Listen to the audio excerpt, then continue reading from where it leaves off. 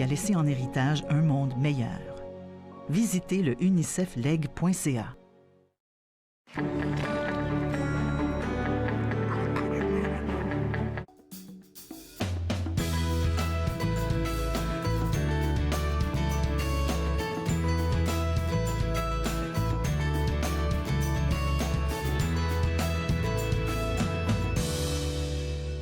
Bonjour et bienvenue entre nous, exclusivement sur les ondes de TV Rogers. Je suis Claude-Andrea Bonny, je me ferai un réel plaisir de passer la prochaine heure avec vous. Aujourd'hui à l'émission, nous avons Marc N15 et Véronique Sylvain des éditions David. Ils vont partager avec nous leur présence au Salon du livre de l'Outaouais et on va aussi avoir l'occasion de découvrir les 2 livres qui vont paraître bientôt chez eux. On a aussi M. Gabriel Lessard qui est membre du conseil d'administration de Dialogue Canada. Cette fois-ci, on va parler peu de Dialogue Canada, mais parler plus du gala de la francophonie qui s'en vient durant les prochains jours, on va dire à la fin de ce mois.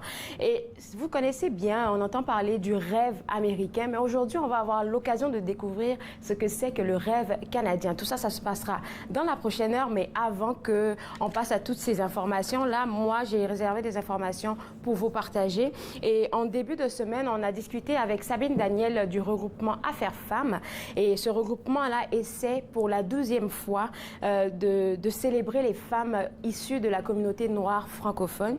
Et le 12e gala d'excellence que ça s'appelle va être officiel le 4 avril en fait. Ils vont célébrer ça le 4 avril et ils ont besoin de vous. Quand je dis besoin de vous, ils ont besoin de toute la communauté en fait.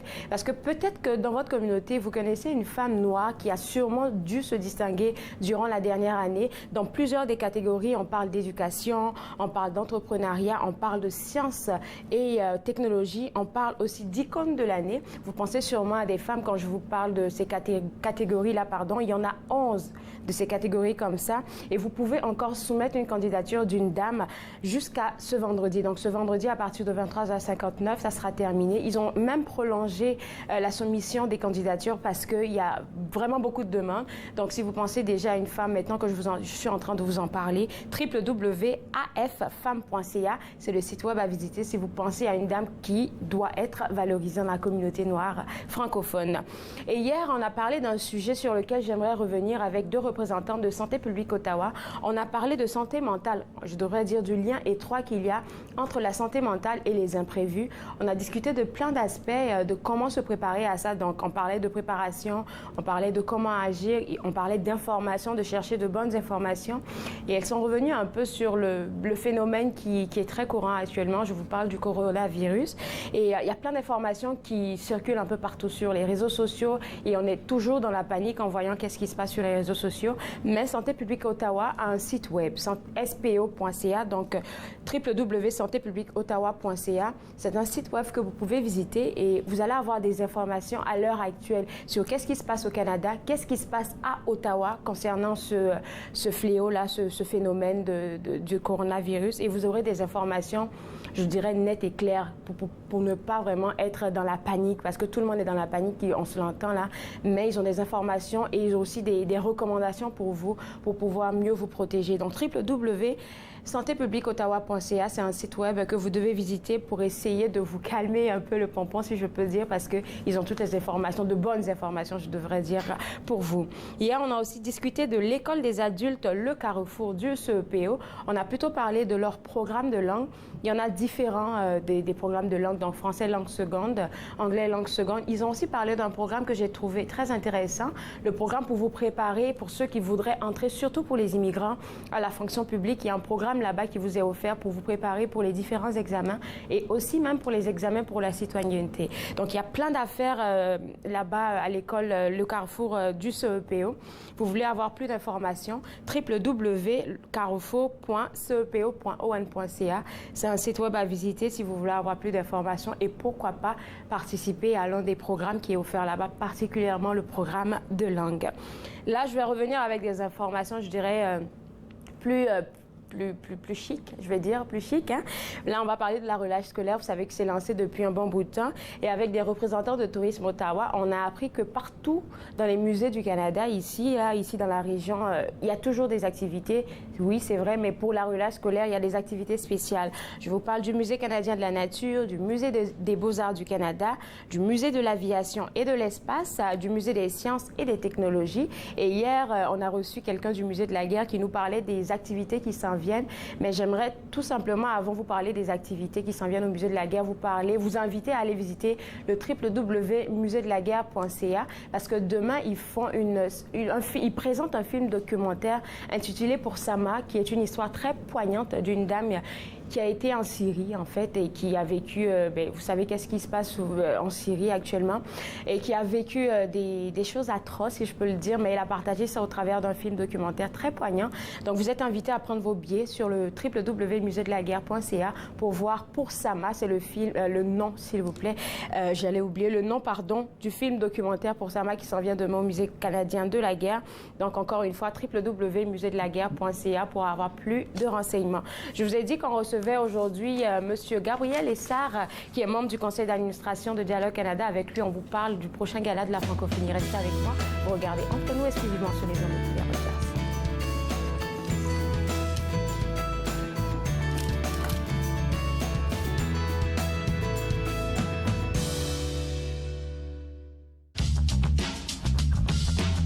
Cette émission est présentée par Télé Ella. Vous êtes enfin aux commandes.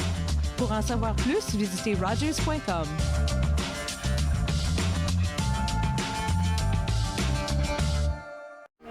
Moi, je m'appelle Alexandre Belki et je travaille comme bénévole. Et moi, je préfère faire le CG, autre que des caméras ou les autres affaires. La raison que j'ai choisi d'être un bénévole à Rogers, c'était plus pour mon futur. Donc, comme j'ai dit, j'aimerais aller travailler avec téléproduction ou même des films. Puis, je pense que TV Rogers, c'est la plus bonne idée. C'est une bonne idée pour l'expérience.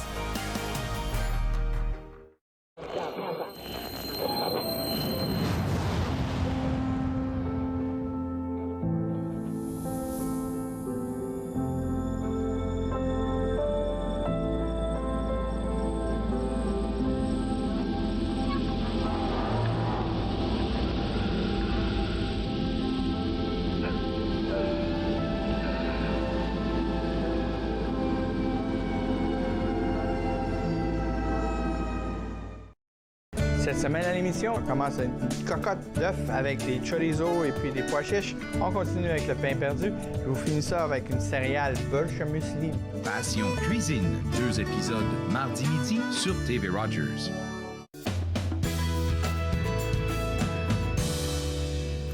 De retour entre nous exclusivement sur les ondes de TV Rogers. Je suis maintenant avec M. Lessard et on va vous parler du prochain gala de la francophonie.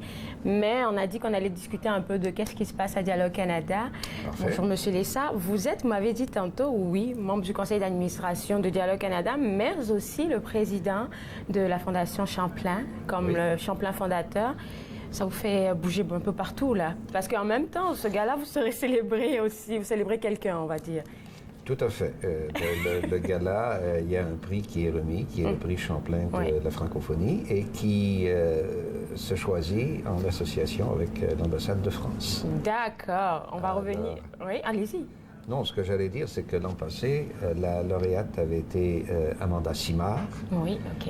Et à ce moment-là, c'était en raison du rôle qu'elle avait joué dans le dossier de la francophonie suite à l'élection de M. Ford et aux restrictions budgétaires qu'il avait mises en place et des conséquences que ça avait pour la francophonie. On se rappelle qu'elle a vraiment dit son mot, puis on l'a reçue très chaleureusement ici au studio pour en parler un peu plus. C'est une dame qui aime la francophonie, on va dire. Tout à fait. Alors c'est la personne que nous avons honorée l'an passé par le prix Champlain de la francophonie. D'accord. On va revenir sur cette soirée, sur le prix Champlain, mais qu'est-ce qui se passe? On va demander un peu qu'est-ce qui se passe à Dialogue Canada. Bon. Vous avez toujours plein d'affaires, mais on pourrait voir qu'est-ce qui bouge chez vous. Oui, je pense qu'une première remarque, c'est que Dialogue Canada a été créé à un moment de crise dans l'histoire du Canada. Et ce moment de crise et ces moments de crise, c'était à ce moment-là tout ce qui se faisait pour l'indépendance du Québec. Et le professeur John Trent avait créé cette organisation qui dure toujours, mais dont la membriété, le membership varie beaucoup en fonction de ce qu'il y a comme programme politique. C'est-à-dire qu'il y a des pointes lorsqu'il y a des crises. L'association ou Dialogue Canada a déjà compté plusieurs milliers de membres, tandis qu'aujourd'hui, on parle plutôt de dizaines de membres. On en a parlé avec Tréval, là, et puis je me demandais si c'était des gens qui ne prenaient pas conscience de l'engagement qui pouvait changer des choses, ou je ne sais pas qu'est-ce qui se passait. On en parlait beaucoup avec Tréval la dernière fois. Mais ça dépend beaucoup de l'émotion nationale, si j'ose dire, ou de l'émotion fédérale, dépendant de la terminologie que vous utilisez. Voilà. D'accord, en tout cas. Là, je sais que même pour inviter les gens à se joindre à vous, à participer à vos conversations, vous organisez des séries de conférences. Oui. Et je pense que c'est en train de se planifier encore chez vous, hein? C'est pas encore comme tout à fait fini. Tout à fait. C'est encore en état de développement. Il y a diverses personnalités qui ont été sélectionnées, mais je ne dirais pas encore choisies, parce que c'est une sélection au niveau du conseil d'administration. D'accord, OK. Et de ce côté-là, il y a des personnalités qui ont joué des rôles politiques importants, qui sont plutôt maintenant dans un état de retraite temporaire, mais qui pourraient à nouveau jouer un rôle important dans la francophonie canadienne et dans le bilinguisme canadien. On parle de M. Trent aussi, parce que c'est quelqu'un qui est très actif chez vous. Hein? Oui, M. Trent est toujours actif chez nous. Et bon, je vous parle des prix de la francophonie. Et il y a, non pas l'an passé, mais l'année d'avant, donc 2 ans auparavant. C'est ça, John Trent, qui avait été choisi comme récipiendaire, comme lauréat du prix Champlain Fondateur, en raison du rôle qu'il avait joué dans le dossier de Ottawa bilingue en particulier. Dossier dans lequel moi-même j'ai été très actif à titre de président de Champlain Fondateur. Wow. Voilà. Donc, si vous avez été président, c'est très intéressant qu'on en parle aujourd'hui. Quand même, ce projet est arrivé à maturation à cette heure-là. Il est arrivé, disons, à maturation politique, en ce sens qu'il est maintenant passé au niveau du gouvernement de l'Ontario, qu'Ottawa est une ville officiellement bilingue, avec ce que ça veut dire aussi comme obligation, qui sont mal définies pour le moment. Alors, la question principale maintenant, c'est la mise en œuvre de comment évoluera le concept d'Ottawa officiellement bilingue. Parce que c'est tout bébé, là, on peut le dire, ça commence à... Des gens viennent d'avoir des subventions, on l'a annoncé, je pense, la semaine précédente, où certains organismes avaient postulé pour avoir des subventions, et puis je pense que ça a été annoncé. Donc, tout à fait. Je pense qu'on est quand même en bonne voie, là. Puis si on a des gens comme vous pour pouvoir suivre le dossier, je pense qu'on va aller un peu plus loin que ça. Vous êtes bien gentil. Mais oui, des gens comme vous, comme Tréval, comme M. Trent, ça prend des gens comme ça pour pousser nous les plus jeunes à comprendre en fait les défis qui sont face à nous. Hein. Je me dis quelque part. Merci beaucoup. Alors là, maintenant, on va revenir pour parler du Gala de la francophonie, qui est un gala qui va regrouper 12 organismes. En fait, c'est une grosse affaire, ce truc. C'est une grosse affaire, et c'est une affaire qui a grandi avec le temps, mais on en est à la 21e édition du Gala de la francophonie. Et l'histoire du Gala de la francophonie, c'est lié évidemment à la Journée internationale de la francophonie, c'est lié à la Semaine de la francophonie, et ce qui est devenu maintenant le Mois de la francophonie. Et au tout début, c'était en particulier Grégoire Pagé qui était à ce moment-là, qui était dans le Richelieu International, qui avait lancé cette initiative, qui par la suite a été reprise par la direction de la francophonie du ministère des Affaires étrangères, dont j'étais le directeur, alors je me souviens bien de cette étape. Et ensuite, c'est passé à Patrimoine Canada, au rendez-vous de la francophonie. Et puis, on revient avec le gala maintenant comme association Champlain Fondateur. Et c'est quoi ces 2 organismes qui ont accepté de travailler ensemble pour Il y en a plus que 2, en fait. D'abord... J'en ai dans ma tête, là, mais je me perds. Je sais que l'ACFO est là, je sais que le CMFO est là. Ensuite, qu'est-ce que je manque? Le MIFO? Il y a l'ACFA, qui est l'Association canadienne pour la promotion des héritages africains. Bien sûr, il y a nous, l'Association Champlain Fondateur, là, qui sommes à l'origine, et je vous expliquerai tout à l'heure pourquoi maintenant il y a tant d'associations. Il y a l'ACFO, vous l'avez mentionné. Il y a le Conseil des écoles catholiques de l'Est ontarien, le Conseil public de l'Est ontarien, le Centre Pauline Charon, où là, nous avons toutes nos réunions d'organisation du gala, la Maison de la francophonie d'Ottawa, dans l'ouest d'Ottawa, un nouveau développement, le Collège de la Cité, le MIFO, le RAFO, qui est le rendez-vous des aînés francophones d'Ottawa, Retraite en action et le SFOFO, Société franco-ontarienne du patrimoine et de l'histoire d'Orléans. Mais je pourrais également parler des parrains qui financent il y en également... a beaucoup tout autour de là. Tout à fait, oui. Et ils ne sont pas tous là parce qu'il y en a beaucoup plus que ça. Mais disons que dans les grands et dans les plus importants, il faut mentionner bien sûr les Caisses des Jardins. Il faut mentionner les écoles publiques, le Collège de la Cité, le Conseil des écoles publiques, l'Université d'Ottawa et l'équipe Jocelyne Lauzon. Voilà. Donc ça, c'est les grands partenaires. Les grands partenaires, ceux qui ont fait un effort de quelques milliers de dollars pour nous aider à préparer. Et c'est un effort bienvenu et nous leur rendrons à la fois hommage et les rendront fiers d'avoir contribué au Gala de la francophonie. Alors pourquoi, on va expliquer un peu en quelques mots, pourquoi il y a 12 organismes pour cette 21e édition? À l'origine, c'était l'association Champlain Fondateur qui, pour de multiples raisons, a dû s'associer à d'autres parce que l'organisation du gala devenait un mécanisme de plus en plus lourd. Et les gens l'attendent, surtout là, maintenant, à notre heure là. Et c'est vraiment cette année aussi un rendez-vous plus festif que jamais. Il y aura la Troupe du Bonheur, il y aura beaucoup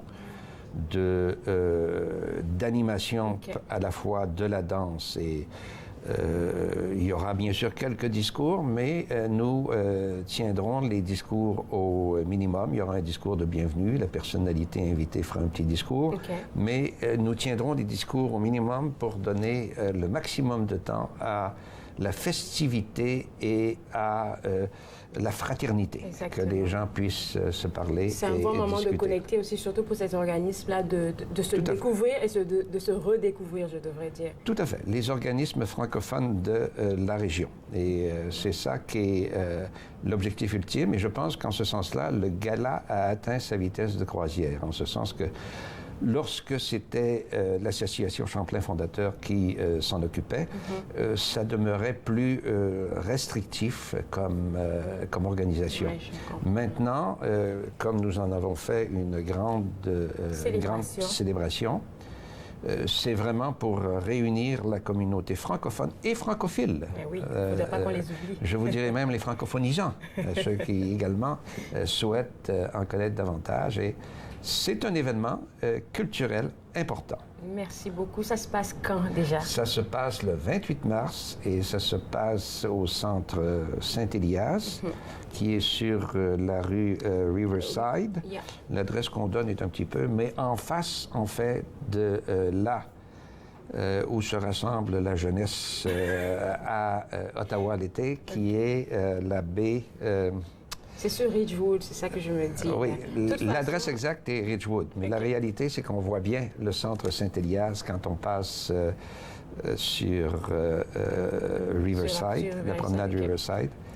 Et c'est en face de la plage de... Ne vous inquiétez pas, là, moi, je vais me faire le plaisir, en tout cas, à chaque fois, de rappeler encore l'adresse. Je sais que pour les billets, on peut aller sur différents sites web comme celui du MIFO et plein d'autres affaires encore. Le grand centre de la billetterie, c'est le centre Pauline Charon. OK, ça, moi, c'est noté. Oui.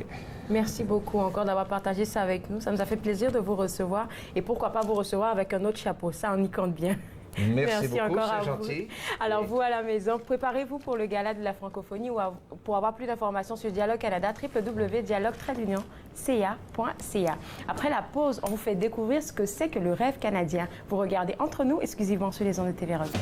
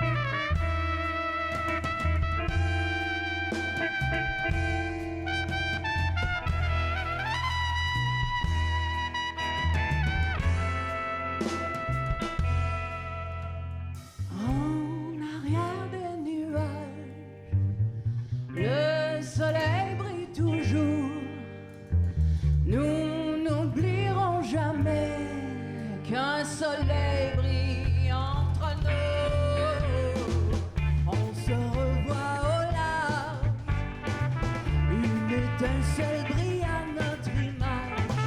On se retrouve sans...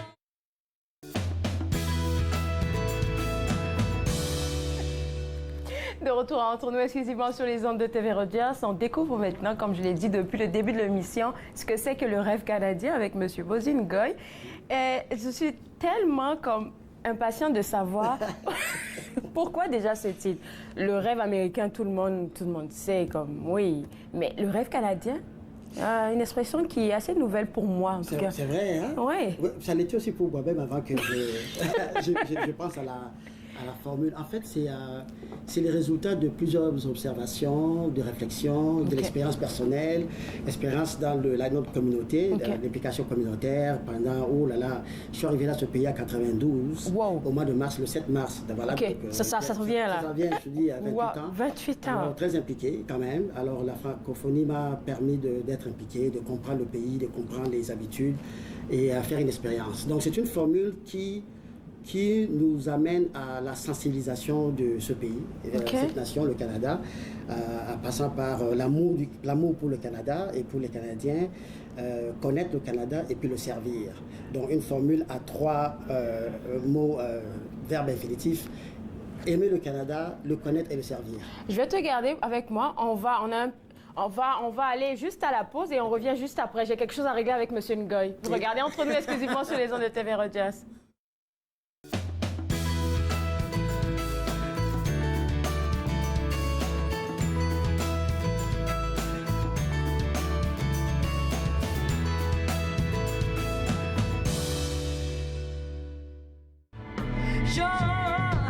Et quand est-ce que le cycle va chanter? Et dans combien de murs de suite on va se planter? Et c'est le désert au parterre. La grosse femme s'époumonne et refuse de se taire. Vents illusoires.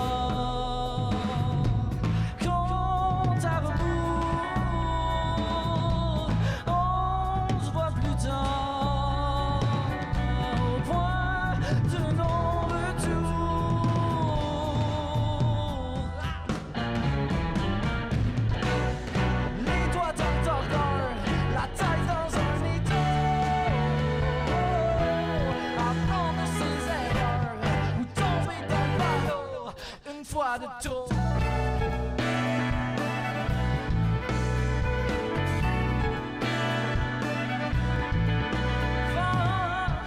Vent du rêve, pas de la déprime. En gros plan ralenti, comme dans les tu peux faire ton cinéma. Dis-toi que la vérité, elle te ment pas.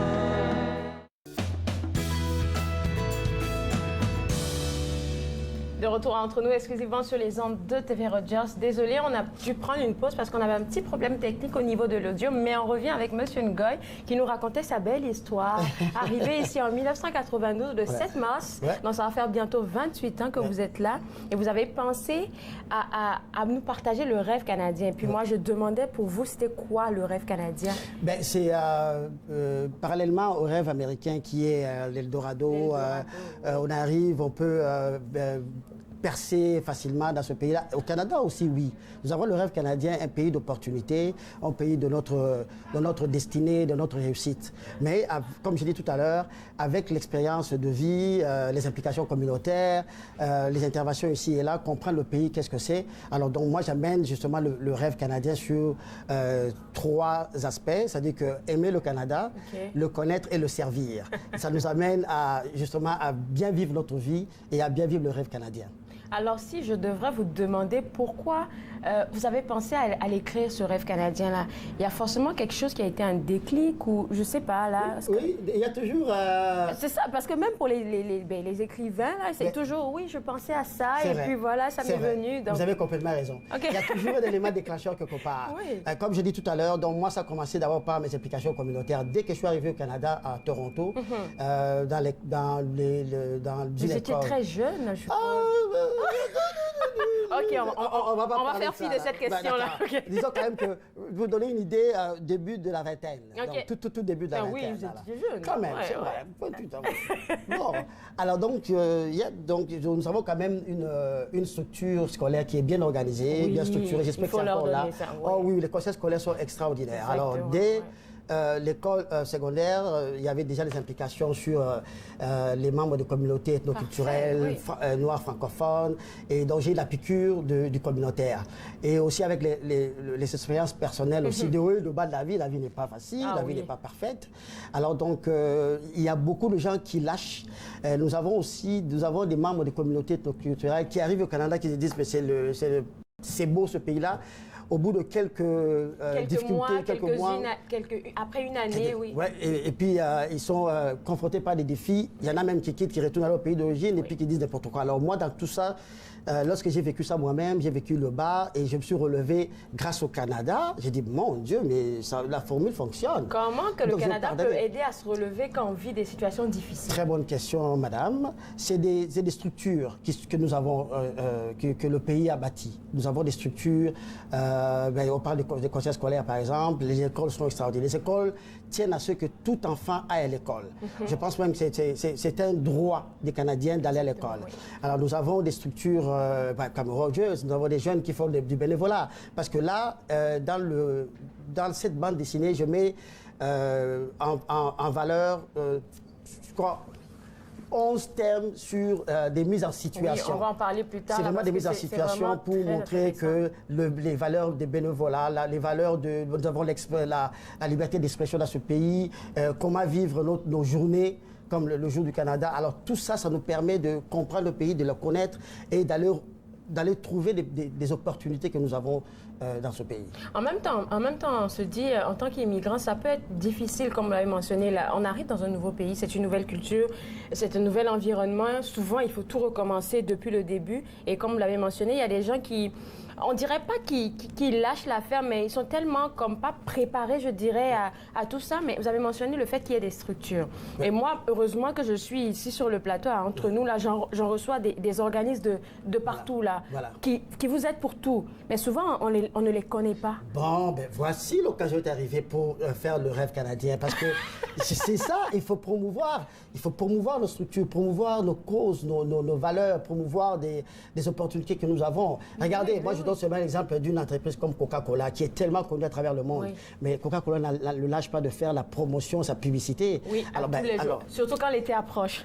Bon, mais merci beaucoup. Là, les gens consomment encore plus. Le Canada, c'est pareil. Il y a des trésors dans ce pays.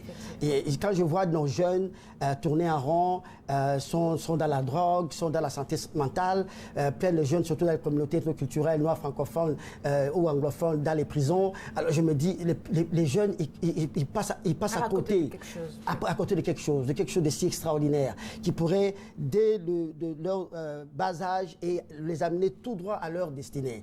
Alors donc ça prend effectivement que nous en parlons, ça prend que nous partageons ça avec nos jeunes, avec nos communautés. En tant que francophones, bien que nous sommes minoritaires, mais nous avons des opportunités, ma chère, des voies qui nous amènent droit à la réussite. Moi, j'ai travaillé pour le regretté, l'honorable Maurice Bélanger.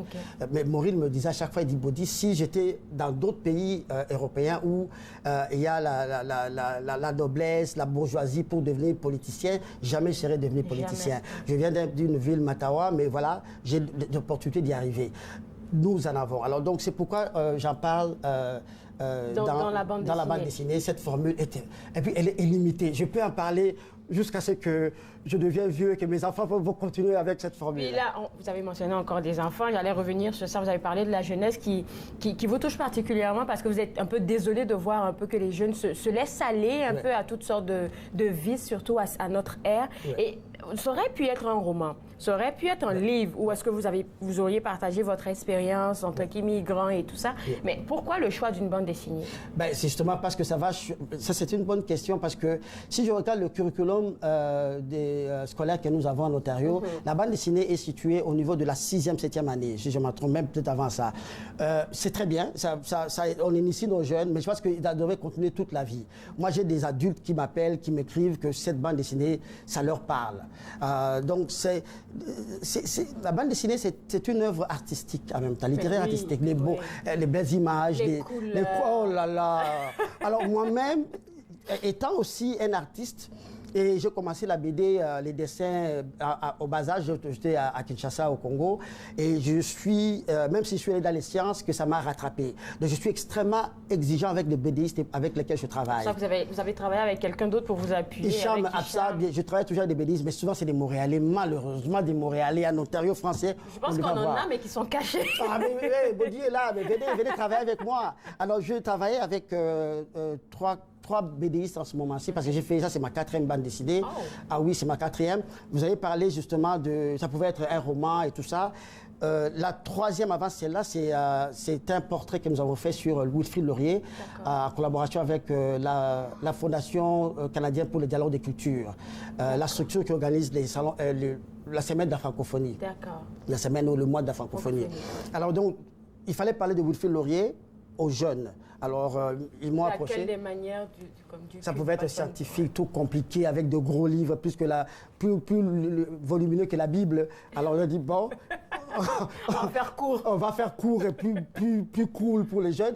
Ça a été extraordinaire. Ça a été aussi une bande dessinée bilingue comme celle-ci, avec motion comic. Motion comic, c'est un peu l'animation, mais un peu plus lent. Okay. Donc, ça parle plus aux jeunes, ça parle aussi aux adultes. C'est beau, c'est attrayant. Et avec des couleurs. Là, le titre de la bande dessinée, c'est « Le rêve canadien / les valeurs canadiennes ». Alors, c'est forcément parce qu'il y a certaines valeurs, je me dis, là, qui vous ont marqué du Canada. Forcément, c'est pour ça que vous allez en parler. Le merci, déjà. Le merci. C'est le premier thème. C'est par ça qu'on commence, le merci. Oui. Le merci, parce que moi, à chaque fois, lorsque j'écris mes bandes dessinées, je prends le temps pour la recherche. C'est important parce que tu parles aux gens éduqués, des gens intelligents. Les Canadiens, je pense quand même que nous sommes un peuple bien éduqué. Oui, bien éduqué. Parce que j'ai fait des téléphones, du travail de téléphone. Quand tu parles même à des gens de très âgés, vous sentez quand même que les gens sont éduqués. Vous ne pouvez pas leur dire n'importe quoi. Alors, dans les recherches que nous avons faites sur les valeurs canadiennes ou les référents canadiens qui sont connus à travers le monde, on nous trouve un peuple poli.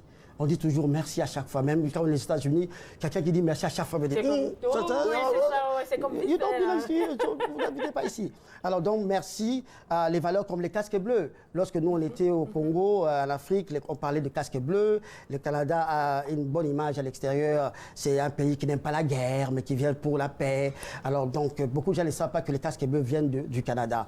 Les valeurs de la journée Ça allait m'amener à ça, oui. Le mois de l'histoire des Noirs. On vient à peine de terminer ça, là. Alors donc là, toutes 2 pages pour ça, où nos jeunes apprennent comment ça a commencé, à quelle époque, à quelle année, quels sont les personnages qui ont poussé le Sénat canadien à voter sur cette loi. Oui. C'est important que les jeunes connaissent ça. Et aussi, qu'est-ce que ça fait comme communauté noire. Je pense que les communautés noires ou les communautés ethnoculturelles du Canada ont ce privilège de faire la différence à travers le monde. Et ça, vous avez représenté ça comme définitivement ça dans le truc, parce que j'ai une femme, il y a une dessin d'une dame voilée. Voilà. Il y a le grand sapeur aussi, Mopao. Le grand sapeur Mopao est là, écoute, le personnage controversé. Oui, on le voit vraiment dans toutes les séries. Oui, parce qu'il est extraordinaire, Mopao. C'est un personnage controversé. Avec Mopao, lui, il a plus ou moins échoué dans sa vie. Mopao. Mais attention, Mopao peut vous donner un conseil qui va vous aider à réussir dans votre vie. Oui. Donc faites attention à Mopao, il ne faut pas trop négliger Mopao. Alors donc, Mopao est souvent partout. Je montre toutes les péripéties de la vie, parce que la vie n'est pas rose. Oui. Alors il faut que le rêve canadien fonctionne quand il y a aussi des problèmes, des défis, des situations difficiles. Alors souvent c'est à travers Mopao. Donc il faut vraiment regarder dans la bulle de Mopao. Qu'est-ce qu'il nous envoie comme message? Oui. Oh, vous allez tellement trouver Mopao qui est endetté, Mopao qui a des problèmes pour faire nourrir ses enfants pendant Noël, Mopao qui aussi... Mopao est dans il réclame les droits, il pousse sur les manifestations parce que pour que la liberté d'expression. La liberté d'expression. Donc Mopao est un peu partout et c'est un sapeur. Mopao est toujours avec son coquelicot. C'est ça. Ouais, c'est vraiment drôle en tout cas. Où est-ce qu'on peut retrouver cette BD là? Boxia, www.boxia.ca. Okay. Et nous avons des collaborations qui arrivent, entre autres le Coin du Livre, la librairie du Coin du Livre qui nous a appelé même ce matin. Super, Il nous a entendu à Radio Cannes hier, avant-hier. Ça commence, ça s'ouvre, et c'est la pagaille. Ça pousse fort. Merci beaucoup. Voilà. Et puis bonne chance. On espère te revoir encore pour d'autres BD, parce que ça, c'est ton domaine. Les Canadiens, il y en a beaucoup. J'aime pas qu'on parlait de l'hiver. Il y a des activités à l'hiver. Oh là là. On se garde ça pour une autre BD. D'accord. Et puis on se parle bientôt. Merci encore et puis félicitations. Un plaisir. Alors si vous voulez avoir plus d'informations, comme il a mentionné, www, c'est Boxia. .boxia comme BOXIA.ca. Donc www.boxia.ca, c'est le site web à visiter pour avoir le rêve canadien. Après la pause, on parle avec Véronique Sylvain des éditions David. Vous regardez Entre nous, exclusivement sur les ondes de TV Rogers.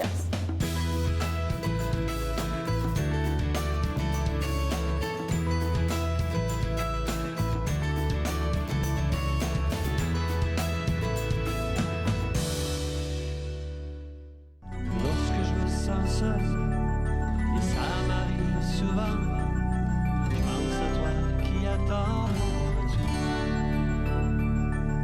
Je marche et je jongle, j'ai peur que tout s'effondre. Sauras-tu m'attendre pour toujours? Tes yeux sont clairs, tes pensées sont pures, t'es la plus belle que j'ai connue. Quand je te vois sourire, je veux simplement te dire, tu es celle que j'ai toujours voulu.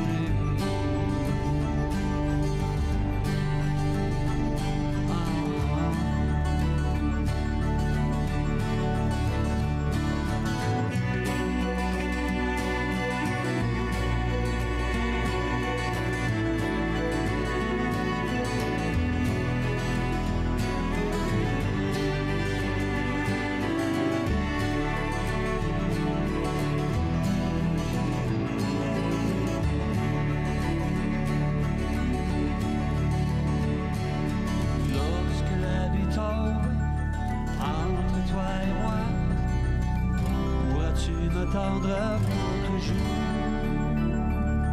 Et si jamais ton cœur, si fragile s'écarte.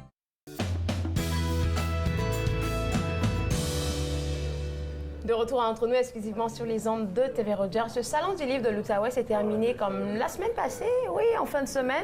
Oui. Puis Véronique, Véronique des éditions David, là on commence à te connaître. Là, tu étais là-bas. Oui. Et puis ce que j'aime aussi, on n'a pas eu l'occasion d'en parler, pour ça, félicitations. Tu étais là-bas, oui, pour représenter les éditions David, mais aussi pour présenter comme auteur, pour présenter ton livre. Oui, tout à fait. Donc, le Salon du livre de l'Outaouais, c'était la 41e édition. Ça se déroulait de mercredi dernier à dimanche dernier. Et donc, moi, j'y étais pour représenter les éditions David. Et on avait plusieurs auteurs de la région qui étaient, mais aussi on avait des auteurs de l'extérieur. Donc, on avait des auteurs comme Pierre-Raphaël Pelletier qui vient de Hull. On a aussi Anoukchette Swang et Henriette Levasseur qui étaient pour présenter leur livre. Anoukchette, une fillette au pays des Khmers rouges. Oui, on en a parlé. Oui, tout à fait. Donc, on avait aussi Monia Mazé, qui est aussi de la région, qui est très, très connue. Monia s'est fait connaître dans le passé pour avoir justement aidé son mari qui a été faussement accusé. Oui, qui est emprisonné en Syrie également. Donc, Monia s'est fait connaître justement comme plutôt militante. Puis maintenant, elle publie, elle écrit des livres, surtout axés autour de personnages féminins. Et donc, son plus récent roman, Farida, vient de paraître aux éditions David. D'accord. Et puis là, donc, il y avait beaucoup de vos livres qui étaient représentés. Combien, en gros? Je dirais peut-être une vingtaine. C'est parce que là, on a un stand au regroupement des éditeurs franco-canadiens. Parce que le regroupement des éditeurs franco-canadiens, ça représente plusieurs éditeurs d'un bout à l'autre du pays. Donc, il y en a en Ontario français, il y en a en Acadie, il y en a dans l'Ouest canadien. Et donc, c'est une occasion pour nous aussi de revoir nos collègues d'éditeurs. Et donc, on devait avoir peut-être une vingtaine de livres. Il y en avait combien comme des maisons d'édition qui étaient représentées, plus d'une vingtaine, et j'ai vu la liste était longue de même, là. Au regroupement des éditeurs franco-canadiens, on était peut-être, je dirais, une dizaine. Okay. Mais oui, selon nos communiqués qui ont envoyé ce matin, il y avait 450 auteurs et autrices dans tout le salon. Il y avait aussi 350 maisons d'édition qui étaient représentées. Donc ça, c'est énorme. Donc pour une 41e édition, le 40e, bon, c'est certain que c'était une grosse édition. 41e, bon, bien, ça continuait très bien. 223 activités aussi qui étaient présentées par le Salon de l'Outaouais. C'était tellement chouette, je dirais, de savoir qu'il y avait des activités pour tout âge, pour les plus jeunes, pour les adultes, en tout cas. C'est ça. Puis même tout à l'heure, j'en discutais avec mon collègue, c'est que le jeudi, bon, c'était une période un petit peu plus calme parce que, bon, il y avait la tempête, mais aussi les écoles en Ontario français qui sont en grève. Mais donc, c'était un petit peu moins occupé, mais finalement, les autres journées, il y avait beaucoup de jeunes, des familles aussi qui sont venus. Oui. Donc, le samedi, nous, j'y étais pratiquement chaque jour. Là, puis le samedi, c'était très achalandé. Le dimanche aussi. Donc, des activités pour les jeunes, les moins jeunes. Côté de moins jeunes, nous, on avait des activités pour la programmation adulte. Donc, tout à l'heure, je te parlais de Anouk Chette et Henriette Levasseur. Ils ont participé à un entretien, justement, sur scène avec... quel thème? C'était au sujet, justement, du livre Anouk Chette, une fillette au pilier des Khmers rouges. Donc, c'est une jeune fillette qui, a participé, qui a justement perdu tous ses proches pendant le génocide cambodgien. Et donc, c'était comme justement un entretien autour du livre et aussi de l'expérience d'Anouk Chette de vivre tout ce génocide. Une discussion accessible aux plus jeunes, ça. Non, c'était au moins pour les moins jeunes, programmation adulte, oui. OK, d'accord, OK. Donc, j'étais comme vous. Oui. Donc, c'est assez... Mais oui, puis c'était comme... on avait présenté cette activité-là à Montréal, puis c'était Daniel Lessard qui l'avait animée. Puis c'était plutôt concentré sur l'aspect politique. Et Céline de Guise, qui est justement une amie d'Henriette Levasseur, a plutôt fait ressortir le côté plus personnel de la chose. Donc, c'était vraiment très émouvant, très intéressant. On avait aussi un entretien avec Gabriel Leçon. Je te disais que tout à l'heure, on avait des auteurs de la région, mais Gabriel est de la région de Toronto. Il est d'origine haïtienne. Et c'est son deuxième... Oui? Tu t'en avais parlé la dernière fois. Oui, Le jour se lèvera. Le jour se lèvera. Oui. Donc, c'est un deuxième roman pour Gabriel, dont l'histoire se déroule justement en Haïti. Et c'est les 13 jeunes qui ont voulu renverser le gouvernement de Papadoc, François Duvalier, et qui ont été, malheureusement, tués. Donc, il y avait un entretien sur scène avec Gabriel, avec Daniel Mathieu, qui était auparavant de Radio-Canada. Et on a aussi eu un entretien avec Pierre-Raphaël Pelletier, dont Marc, justement, va en parler tout à l'heure. C'était autour de son récit « Les dépossédés du viol ». Donc, c'était un entretien avec Jean-Paul Moreau. Et... Pierre, parle un peu de l'inspiration, le travail qu'il a fait autour de ce livre, parce que Dépossédés du viol, c'est vraiment, c'est un récit poétique, et ça raconte l'histoire fictive de deux jeunes frères artistes, justement, dont la famille a été expropriée de Hull, à l'époque où Hull était plutôt comme avait les allures d'un village, là. Donc, Pierre nous a parlé de ça, puis il a aussi parlé de l'aspect historique. L'aspect historique aussi de la chose, parce qu'il a beaucoup consulté Roger Blanchette, qui est un historien de l'histoire de l'Outaouais, justement. Donc ça, c'était la programmation plutôt davidienne, comme on dirait. Davidienne, c'est ça, là. Oui. Donc, il y avait également des auteurs au regroupement des éditeurs franco-canadiens qui avaient un stand, mais il y avait aussi l'Association nationale des éditeurs de livres qui avait un stand, le pavillon de la poésie. Donc ça, c'est unique dans les salons comme en Outaouais, les salons régionaux aussi, parce que, la poésie, déjà, occupe... Moi, j'en lis beaucoup, ça occupe beaucoup de place dans ma vie. Et on en a reçu de vous ici. Oui, justement. Mais dans les salons, donc, c'est un peu plus facile de passer inaperçu. Donc, c'est vraiment comme un espace dédié à la poésie. Donc, il y avait des poètes de l'Ontario français, acadiens, québécois. Puis, il y avait Zachary Richard qui était aussi, parce que c'est un auteur-compositeur-interprète d'origine louisianaise, donc qui habite en Louisiane, qui est un militant francophone. Et donc, Zachary était pour dédicacer des exemplaires de son dernier recueil, qui est Zuma. Donc, Zachary Zachary y était. Il était invité d'honneur aussi, représentant... Les invités d'honneur, je pense qu'il y en avait comme 8 ou 10. Oui, il y avait Naomi Fontaine qui était la présidente d'honneur. Naomi, c'est une jeune romancière Innu de la Côte-Nord qui a publié 2 romans et dont le dernier roman a été adapté au cinéma récemment. Que j'ai vu le film, puis c'est excellent. Ça, je veux dire, c'est inspiré très largement. C'est quoi le titre de son roman, c'est Keo Sipan. Et ça se passe dans la réserve de Ouachat, qui est juste à côté de cette île. Je dirais que le livre... Bon, le film est très largement librement inspiré du roman, parce que moi, ayant eu le roman, moi, j'avais l'impression que ça allait plutôt raconter tel quel, là, mais sinon, c'est inspiré des thématiques là, du roman. Donc, Naomi Fontaine, présidente d'honneur. Il y avait Zachary Richard, comme je te disais, donc, qui était invité d'honneur également. De notre côté, on avait Jean Boisjoli, qui était invité d'honneur de l'Ontario français. Mishka Lavigne... C'est quelques minutes. Quelques secondes, je devrais dire. Mishka Lavigne, invité d'honneur de l'Outaouais. Donc, vous avez une belle expérience. Oui, on a une très belle expérience. Et moi, j'y étais, de côté en tant qu'autrice pour mon premier salon du livre de l'Outaouais. En tout cas, félicitations encore. Et puis, je sais qu'on va te revoir pour parler de ton livre. Là, il faut qu'on ait du temps pour parler de ça. C'est bon? OK, excellent. Alors, on va prendre une pause, et juste après, on va parler avec Marc Henkins, qui était, lui, président du conseil d'administration pour le salon de l'Outaouais. Vous regardez Entre nous, exclusivement sur les ondes de TV Rogers.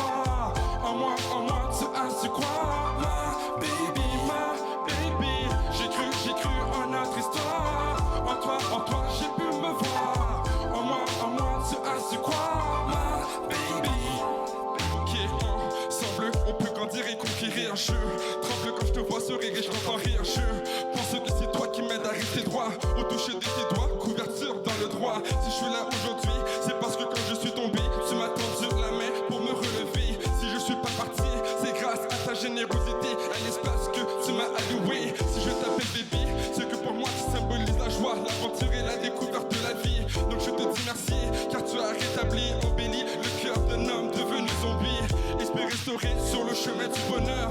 Nouvelle destinée et ça en ton honneur. Sauf à l'intérieur, ouais mon cœur vibre comme un enfant qui a la joie de vivre. J'ai cru en notre histoire. En toi, j'ai pu me voir. En moi, tu as su croire. Ma baby. J'ai cru en notre histoire. En toi, j'ai pu me voir. En moi, tu as su croire. Ma baby. Wow, quelle joie d'être en bon état avec ma famille et toi dans mes bras. Ok, partons à Paris en Super Nantes pour un tête-à-tête sous des étoiles filantes. Ouais, et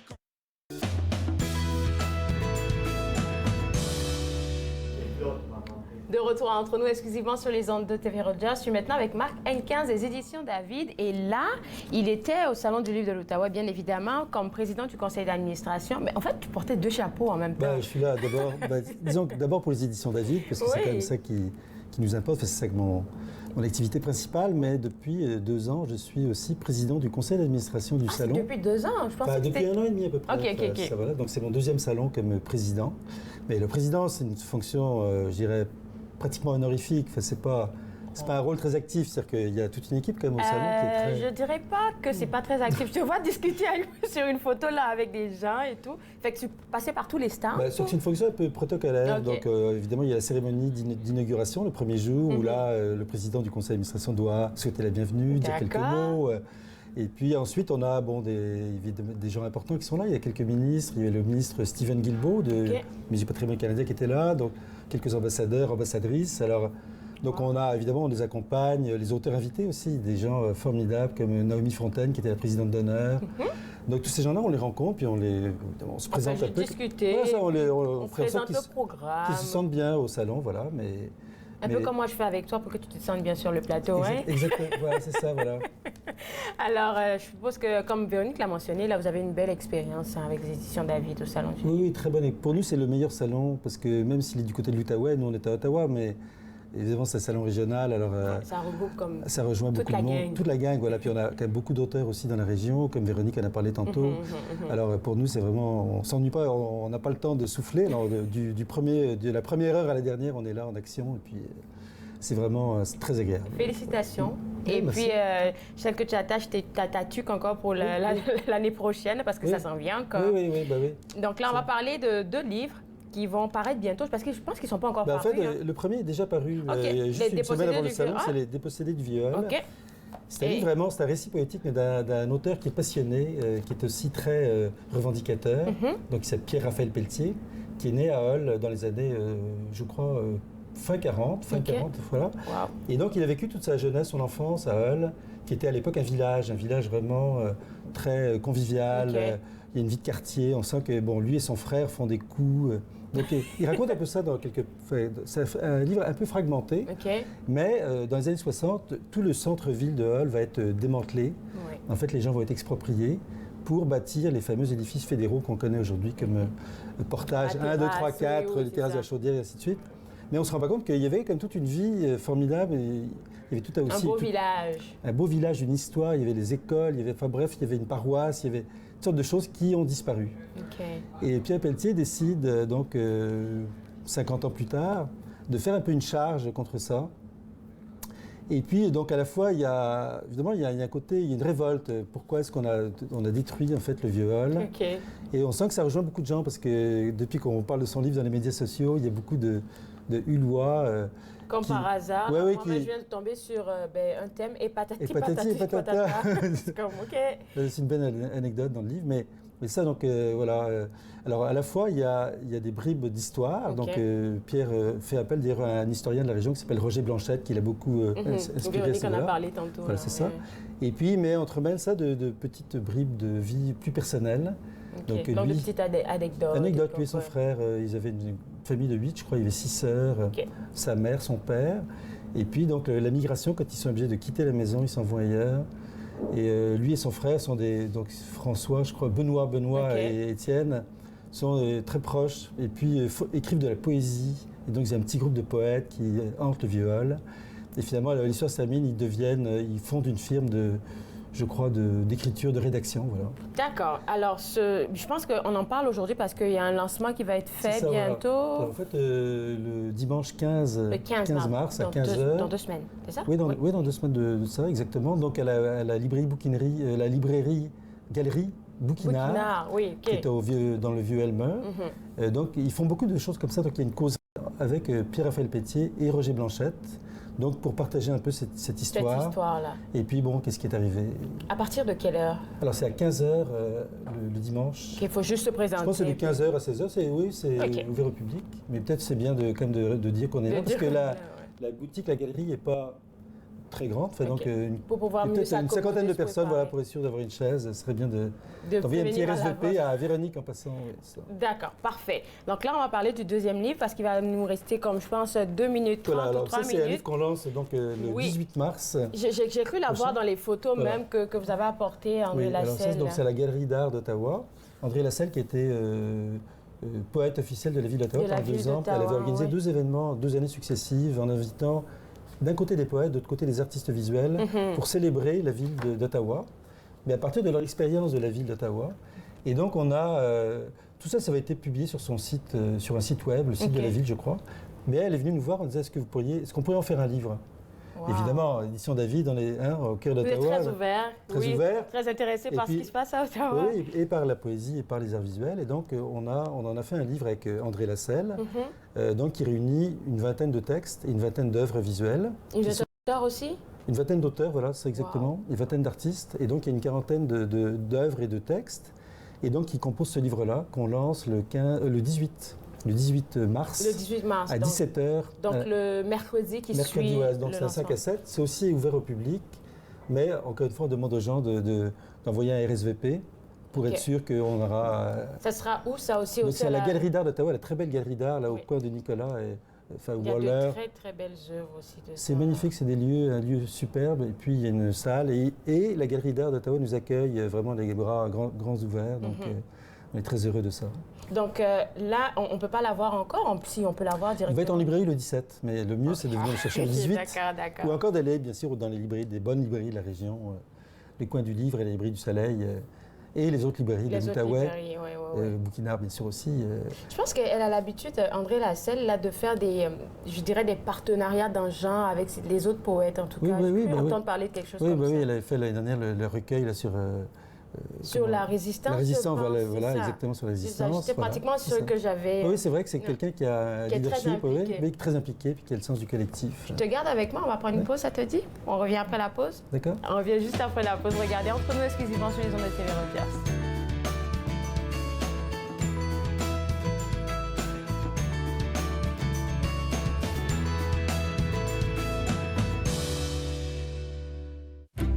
Je suis membre pour aider les autres.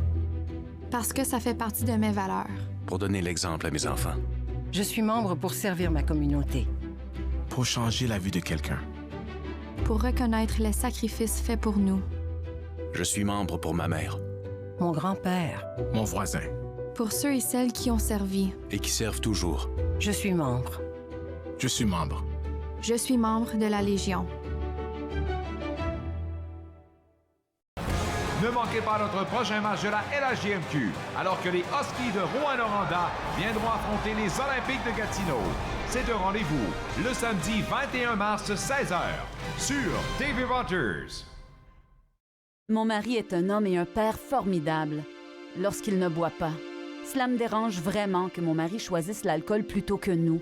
S'il nous aimait, il cesserait de boire, non? Ma conseillère m'a suggéré d'essayer Alanon. Je ne comprenais pas pourquoi. Mais je suis heureuse d'y être allée. Êtes-vous préoccupé par la consommation d'alcool d'une autre personne? Vous n'êtes pas seul. Alanon ou Alatine peut vous aider. 1-888-4-ALANON ou visitez alanon.org. Cette émission vous plaît? Vous pouvez vous en procurer une copie DVD en composant le 613-247-4601 ou en visitant le tvrogers.com.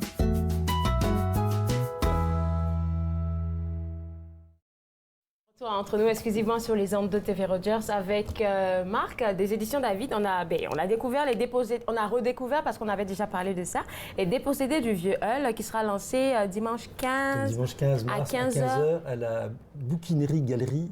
C'est ça, Bouquinard. OK. La librairie. À la librairie Bouquinard. OK, d'accord. Et puis là, on parlait, avant de partir à la pause, de Poèmes de la Cité, comme un projet de André Lasselle, cette poète-là. Et puis, on parlait de Pierre-Raphaël Pelletier, qui a fait Les Dépossédés. Puis, je viens de voir une belle image. Oui. Pierre est à la fois un des auteurs et un des artistes qui est présent dans le livre. Évidemment, parce que Pierre est un artiste visuel également, qui a une magnifique production. Oui, il y a plusieurs auteurs qui ont à la fois des œuvres dans le livre, mais quelques-uns seulement. Sinon, André a composé, a jumelé en fait des textes parce qu'en fonction de certaines affinités. C'est très beau en tout cas, qu'est-ce que je vois. Alors, lui sera lancé le 18 à 18h à 17h. À 17h, parfait. À la Galerie d'art d'Ottawa, donc c'est des très beaux nouveaux locaux de la Galerie d'art d'Ottawa. Merci d'avoir partagé ça avec nous. Je vais rappeler pendant mes discussions, le dimanche 15 et le mercredi 18 pour ces deux livres-là. Merci encore d'avoir partagé ça avec nous. Et puis, moi, je me suis fait le plaisir de passer 7 heures avec vous. Demain à l'émission, on va parler des activités pour la relâche scolaire au Musée de la Banque du Canada. On va aussi parler de la tradition funéraire juive. Très intéressant. On se voit demain. Au revoir. Faites-nous part de vos commentaires en composant le 613-521-2323 par courriel sur Facebook et Twitter.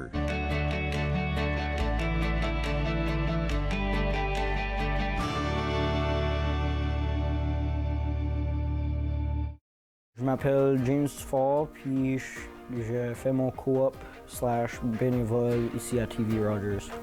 Je voulais expérimenter différents types de techniciens. Je suis technicien de scène, je voulais voir technicien de production télévisuelle, voir c'est quoi les différentes démarches, les différents environnements, puis c'est quoi l'impact que ça fait sur moi que je suis intéressé dans le domaine de technicien.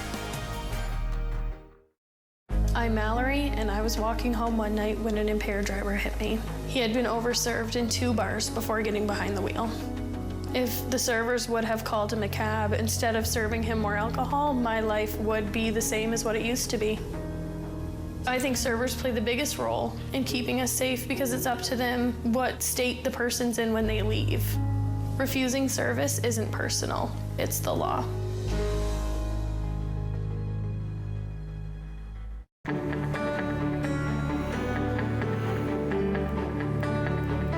Vous regardez TV Rogers, Ottawa.